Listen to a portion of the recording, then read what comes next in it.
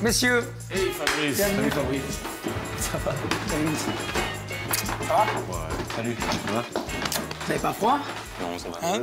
Au sommaire de votre magazine du cinéma belge, une rencontre avec Vincent Patard et Stéphane Aubier, co-réalisateurs d'Ernest et Célestine, le Magritte du meilleur film en lice, excusez du peu, pour les Oscars. Ils sont accompagnés par leur producteur et complice de longue date, Vincent Tavier. En deuxième partie, nous recevrons les réalisateurs Hélène Catet et Bruno Forzani. Après Amer, en 2009, ils signent L'étrange couleur des larmes de ton corps, une sortie guettée par les fans du cinéma de genre un peu partout dans le monde. Et puis, comme d'habitude, des sorties, des tournages et l'agenda de Marie. Allez hop, home cinéma, c'est parti.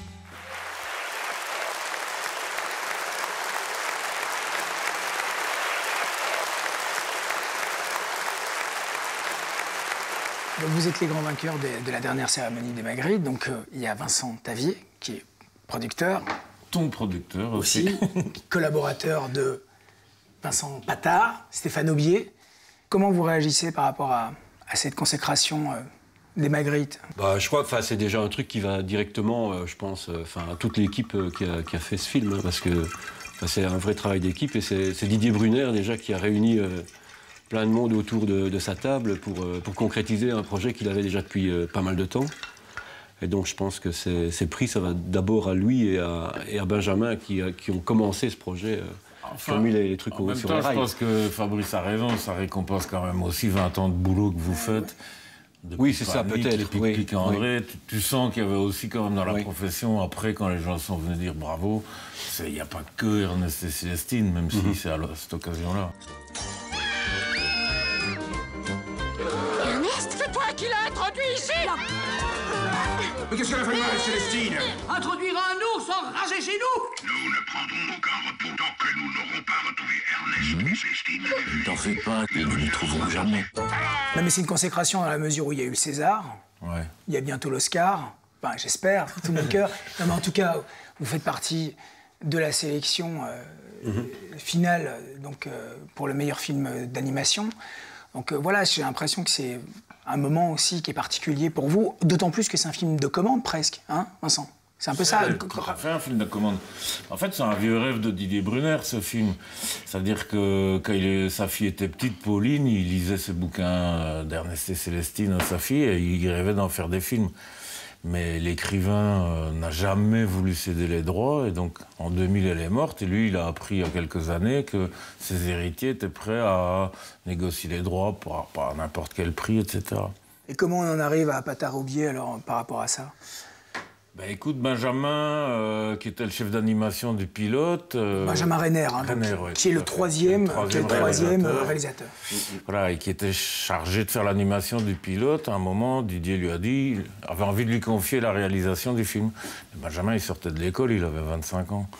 Donc il a dit, d'accord, mais pas tout seul. Moi, il me faut quand même que je sois accompagné par des gens un peu chevronnés, etc. Et Didier, que je connais depuis assez longtemps, me dit un jour, tiens, c'est une auteure belge, t'as pas une idée de co-réalisateur Donc j'aurais fait lire, et puis, je sais pas, on a rencontré Penax. Il connaissait pas du tout les Paniques au village, il les a vus, il a adoré. Didier leur faisait confiance, et puis voilà. Parce que la technique même de travail est très différente de ce que vous avez l'habitude de faire, non? Oui, mais ici, comme Vincent l'expliquait, c'était plutôt... Nous, notre travail avec Benjamin, c'était un petit peu traduire le scénario de Daniel, qui était très littéraire, en images. Donc, du coup, on travaillait sur le découpage, sur la mise en scène. Et donc, même si nos dessins n'avaient rien à voir avec ceux de Benjamin, de toute façon, par la suite, Benjamin reprenait nos dessins et il redessinait tout dans son style pour ne pas déstabiliser l'équipe d'animateurs, quoi. Il y avait une vraie volonté de faire quelque chose qui soit en 2D, contre le tout Pixar, le tout Disney, parce que vous êtes quand même vous faites un travail très différent. Enfin, aujourd'hui, il y a Miyazaki, il y a vous, il y en a sûrement d'autres, mais ça résiste vraiment à la 3D, quoi. Je pense, de toute façon, le projet au départ, c'était vraiment de rendre hommage, au-delà du travail de Gabriel Vincent, aussi au dessin traditionnel, vraiment. Ouais. Et puis aussi l'animation de l'aquarelle, c'était très important dans le travail de Gabriel Vincent. Et ici, tu as le studio Digital Graphics à Liège qui a mis en place un logiciel qui permettait d'animer l'aquarelle, ce qui était impossible. Au début, quand on a commencé l'adaptation du scénario. Excuse-moi, je comprends pas. Animer l'aquarelle? Oui, c'est ça. Quand ils ont fait d'abord un pilote de 3 minutes avec Ernest et Célestine. Ouais. Et l'aquarelle, ils l'ont animé avec un programme qui s'appelle After Effects, qui est hyper pénible à utiliser. Et ils se sont dit, bon, si on doit animer un long métrage avec ça, on ne sait pas comment on va faire. Donc ils se sont dit, on va commencer la production, mais on verra, peut-être qu'on trouvera une solution. Et ils comptaient sur Digital Graphic pour trouver la manière d'animer cette aquarelle. Et voilà, ils ont trouvé le moyen. Oui, en fait, faut peut-être juste expliquer qu'il y a le trait qui est animé, et puis il y a une deuxième animation qui est ajoutée au trait, qui est les zones de couleur aquarelle. Et donc c'est cet effet dont Stéphane parle. Mais qui sont animés aussi. D'habitude, si tu veux, on cercle le personnage et puis on le remplit avec de la couleur. Ici, il y a une équipe qui animait le trait du personnage et une équipe qui animait aussi les couleurs à l'intérieur de ces personnages, ce qui permettait de déborder, d'être très naturaliste comme ça. Ça alourdissait le processus, mais du coup ça donne un côté très spontané et très respectueux de cette sensation d'aquarelle, de dessin vivant en fait. Ouais.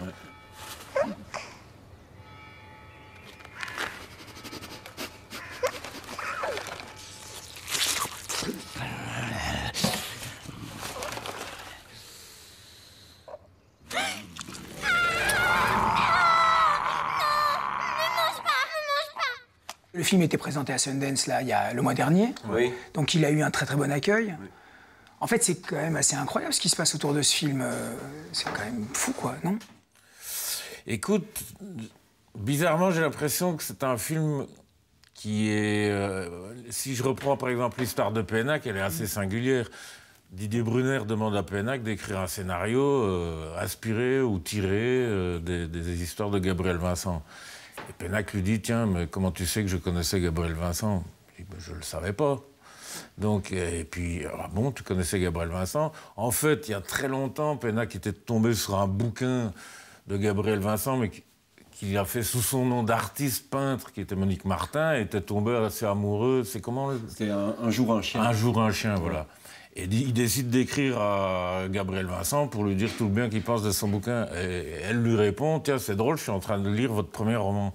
Et puis ils se sont échangés du courrier comme ça pendant des années. Puis après, ça s'est un peu étiolé. Mais déjà, là, tu te dis, il y a des coïncidences comme ça, assez marrant. C'est Pauline, la fille de Didier, qui fait la voix de Célestine. Donc celle à qui il racontait les bouquins il y a 25 ans, devient la voix de la petite souris. Enfin, il y a de bonnes ondes, il y a une bonne aura autour du film. Je crois que ça parle aussi de choses qui touchent tout le monde, quoi. Toute culture confondue, c'est vraiment des sujets assez large, oui, c'est ça, oui. Bah, tu fédères tout le monde là-dessus, hein. Enfin, tu fédères tout le monde. Il y a une envie grande et généreuse de Didier, il y a un scénario brillant et humaniste de Daniel Pénac, il y a la poésie que Benjamin et eux amènent. Mais il y a le dessin aussi, hein. Moi, je crois vraiment que les gens redécouvrent un bête dessin qui bouge comme ça, tu te dis, mais... C'est tellement différent. Il y a quelque chose de magique, quoi, un truc. Ah bah tiens, merde, comment c'est fait ça? C'est pas avec des ordis ou quoi? Ah non, c'est un trait qui bouge. Enfin, c'est. Donc quoi, c'est une collaboration que vous pourriez refaire avec Benjamin, parce que là vous retournez un peu à votre trio en fait, hein, c'est ça. Vous avez fait le moyen métrage de Panique. Oui, la bûche de Noël. La bûche, qui est passée sur Canal, sur BTV aussi, et puis qui va vivre. Il va sortir en cinéma aussi. D'accord. Comment? Bien, demain c'est Noël. On va préparer la fête, hein?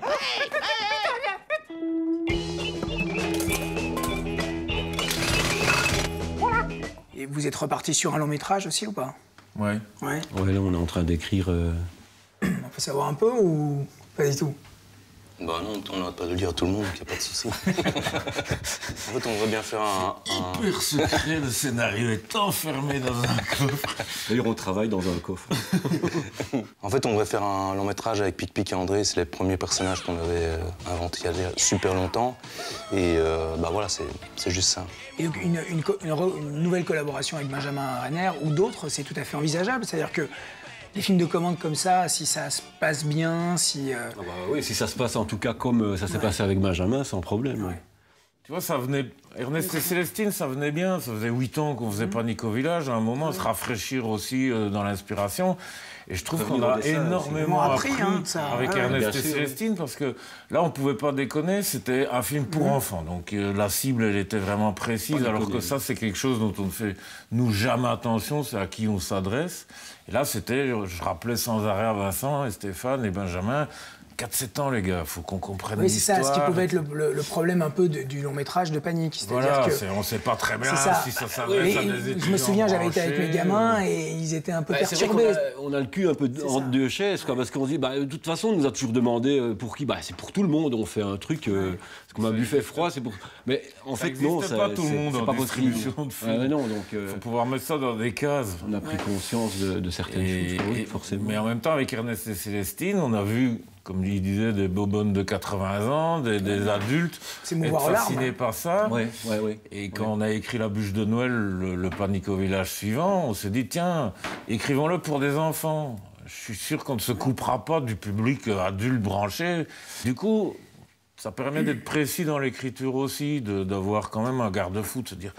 Bon, est-ce que là, des gosses comprennent exactement ce qu'on raconte? Oui, et puis le fait d'être dans du sensible aussi avec Ernest et Célestine, voilà, aller un peu plus loin dans les sentiments, ce qui était pas... On était plutôt punk. Comment ça s'articule, en fait, votre travail à trois? C'est-à-dire, Vincent, quelle est ta place exactement dans le tandem Patard-Aubier?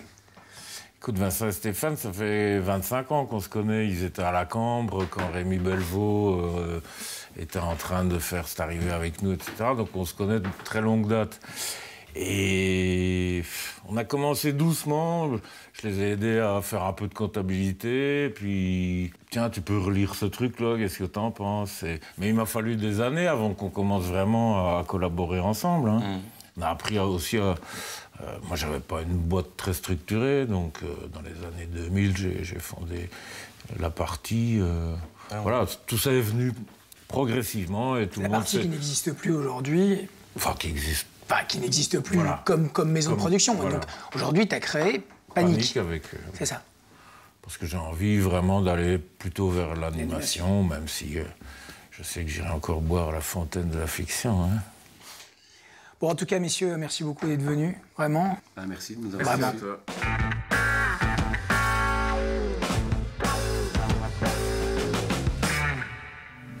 En 2011, Hasta la Vista décrochait le gros lot, record d'entrée en Flandre et pluie de récompenses à l'étranger. 3 ans plus tard, son réalisateur Geoffrey Enthoven applique à nouveau sa formule imparable entre humour et émotion, mais cette fois, il y ajoute une touche de fantastique.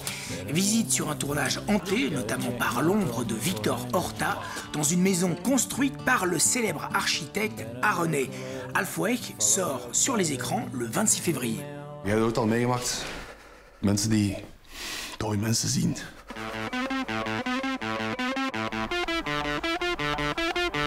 Oh shit, hoe is dat? Wat doe jij hier? Zit jij klootzak? Ik heb hem zelf gezien met mijn eigen ogen. Wij noemen dat entiteiten. Wat te zien! Naast u. Hij staat achter u, naast u. Ah, ik ben aan het flippen. Is dat? Ben ik aan het flippen? Verdwijn uit mijn huis! Naar binnen! Naar binnen! Naar binnen! Die Bix heeft mij bedrogen! Zeg je wat? Omdat die allemaal gaan pijpen, Robin!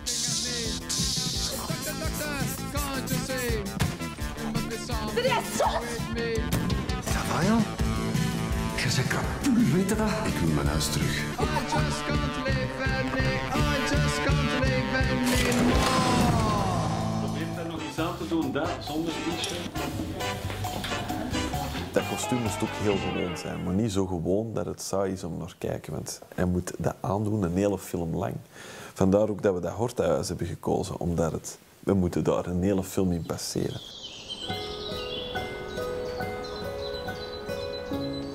Wat doe jij hier? Alsjeblieft. Zo met zijn roze tepels. Wat doe jij hier? Met nat haar. Ik kon mij toen ineens voorstellen van dat moet toch echt vies zijn. Als je pas een huis hebt gekocht, dat er iemand half naakt rondloopt. Het is wel bloot, ja. Met zo'n stoffe flodderbroek. kunt u niet verstoppen, hè, maar dat is goed. Hè. Die mens heeft ook niks meer te verstoppen. Hij zit echt op een breekpunt of zoiets.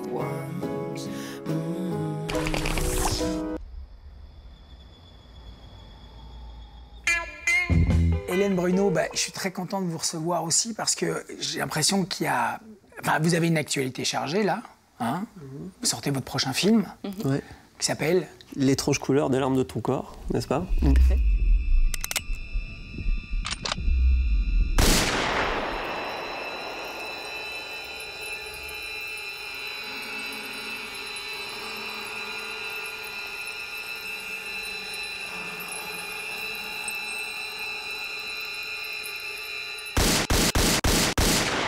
Vous aviez fait un premier film très remarqué qui s'appelait Amer, il y a quelques années, en 2009.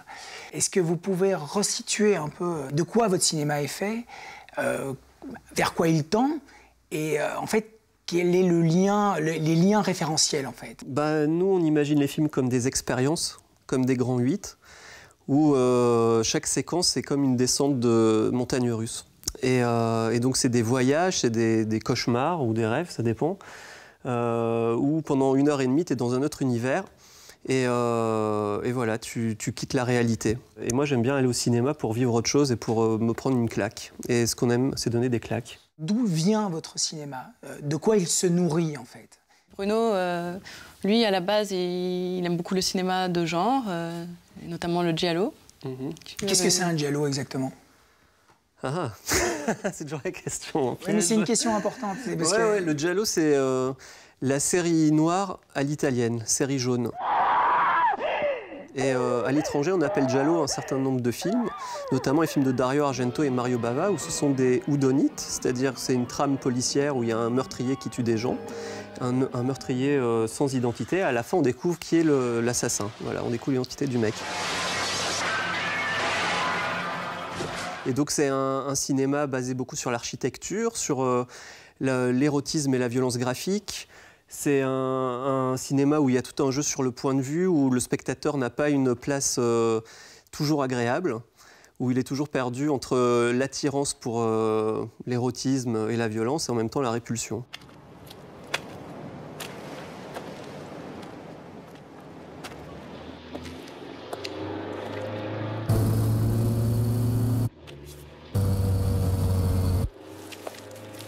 Dans notre cinéma, le giallo, ce n'est qu'une facette. Après, il y a eu une sorte d'incompréhension avec Amer parce que les gens pensaient que c'était un film basé uniquement sur le giallo et qu'il fallait connaître ce cinéma-là, alors qu'en fait, c'est totalement faux.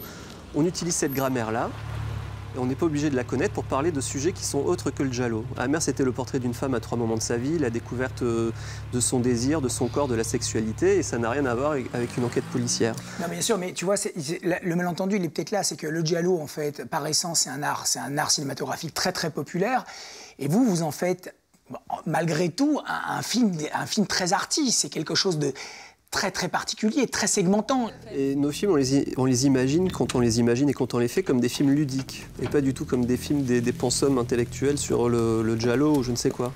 Tu vois, quand je te parle de ce truc de super 8, non, de grand 8, pardon, sensoriel, voilà, on imagine vraiment le film comme un truc ludique. Les séquences, c'est toujours des montées, on construit le film en montée, et on essaie d'avoir toujours des climax. Quand on fait les avant-premières et qu'on, je sais pas, il y a des retraités, il y a des étudiants, il y a pas un public, on a l'impression qu'on fait des films pour des niches, mais il y a des gens qui sont peut-être habitués à voir Boulet Bill ou Franck Dubosc ou je sais pas quoi, ça leur plaît aussi de voir un truc différent. Et même si c'est pas le cinéma qu'ils vont voir tous les jours, ça leur plaît de temps en temps de voir autre chose. C'est toi que je veux connaître. Qu'est-ce que vous avez cherché en fait dans l'étrange couleur que vous n'aviez pas cherché dans Amer? Dans l'étrange couleur, on fait un jeu vraiment sur la narration. Donc Amer était plus linéaire. Bon, ici on fait on joue avec le spectateur. Il y a plusieurs petites histoires. C'est comme un labyrinthe. Voilà, c'est comme un labyrinthe. C'est un homme qui cherche sa femme qui a disparu. Et en fait, on a pris le point de vue de cet homme. Donc on est dans sa peau. Et on passe par toutes ses émotions. Donc des fois, c'est une chute. Donc on chute avec lui. Et donc on a travaillé tous les éléments pour vivre vraiment dans son corps cette recherche, cette chute, ces remises en question. En fait, on a été très fort marqué par David Lynch, où lorsque tu vois par exemple un Lost Highway, un Mulholland Drive, la première fois que tu vois le film, tu n'as pas toutes les clés, mais tu t'es pris quelque chose de vraiment très fort, hein, une claque, hein, la fameuse claque au spectateur. Et tu as tout un côté fascinant au niveau de l'esthétique, des fantasmes et tout ça. Et après, une fois que tu regardes les films au fur et à mesure des années, ils commencent à devenir de plus en plus clairs. Et en fait, au niveau de la démarche, il y a un peu de ça. Non, parce que L'étrange couleur des larmes de ton corps a fait plusieurs festivals. Vous étiez à Toronto, vous avez un retentissement international assez important. Tarantino, qu'on considérait amer comme un de ses films préférés en 2009. Ce qui est très particulier à ça, c'est qu'il y a donc des nids de cinéphiles un peu partout dans le monde qui reconnaissent et admirent votre travail. Et chez vous, alors que vous habitez à Bruxelles, les gens, la profession, ne vous connaissent même pas.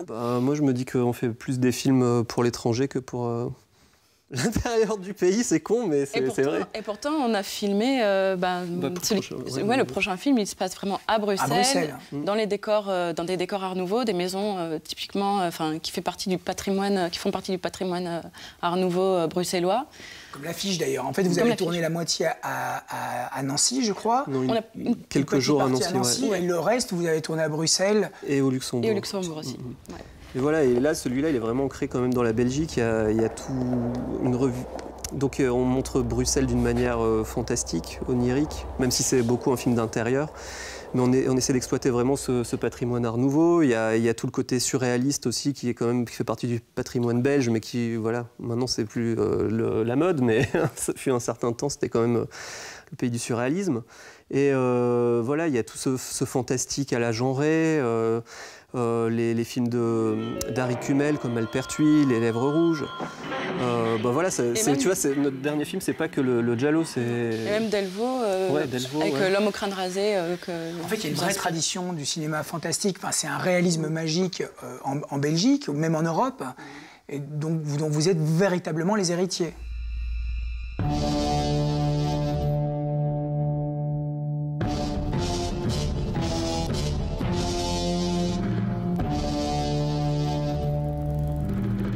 Ce qui est assez marrant, c'est qu'à l'étranger, du coup, ils pensent que la Belgique, c'est vraiment la terre bénie pour faire du film de genre. Alors qu'ici, quand on parle de cinéma de genre, je ne sais pas si les gens sont au courant qu'il y a un cinéma de genre belge, mais bon, voilà. Pas toujours.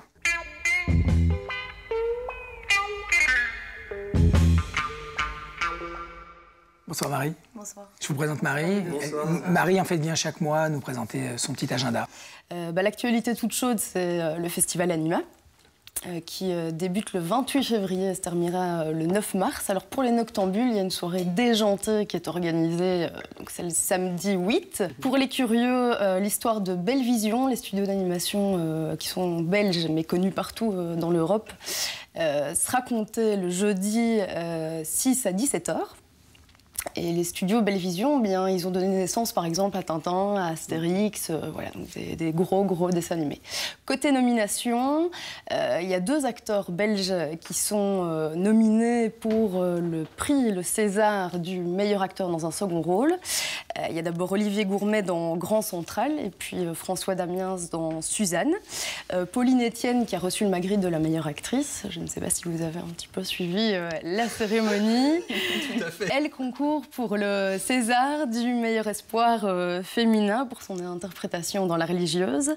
Et alors il y a 2 films belges qui concourent pour le meilleur film étranger au César, Dead Man Talking de Patrick Herdermont et de Broken Circle Breakdown de Felix van Groningen. Il est aussi nominé aux Oscars dans la même catégorie que pour les Césars, pour le meilleur film étranger. Et il est nominé aux côtés d'Ernest et Célestine dans la catégorie évidemment du meilleur film d'animation. Et puis Monsieur Hublot pour le meilleur court-métrage. Donc on croise les doigts bien entendu. Alors là, ce sera la fête aussi pour le cinéma belge lors de la 26e édition du Festival du cinéma belge de Moustier.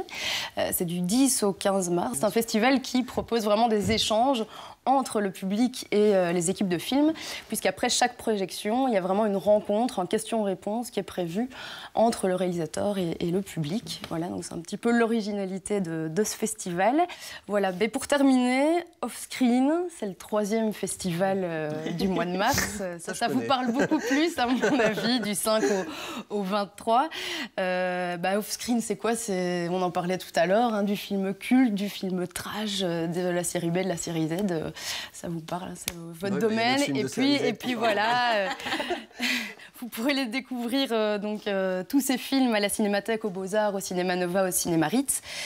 Et comme vous venez de le dire, c'est votre film L'étrange couleur des larmes de ton corps qui ouvrira le festival. Bravo. Merci. Voilà, je crois qu'on a fait le tour de l'actualité. Parfait. Eh ben, un grand merci. Merci Marie. Merci. Merci Hélène, merci Bruno. Merci Fabrice. J'ajoute que cette émission est visible également sur les sites de BTV et celui de Cinévox, notre partenaire. Bonne soirée et bon cinéma.